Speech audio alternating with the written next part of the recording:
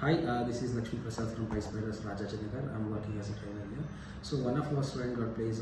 She is going to share her experience.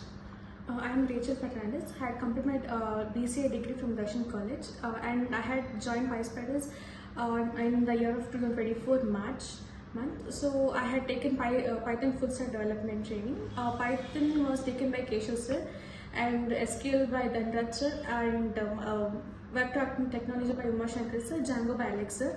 So it was a very good journey where I just had a complete knowledge on Python full stack and how basically it works, and at the end in Django also I had been working projects where how can you use all the libraries and etc.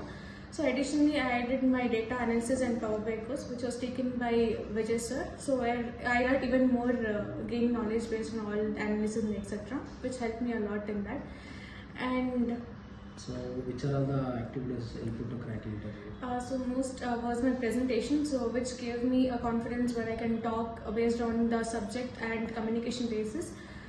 So even had been given my assessments and tests during my class, where I could have a, studies and hand on hand with all the topics which I had gained.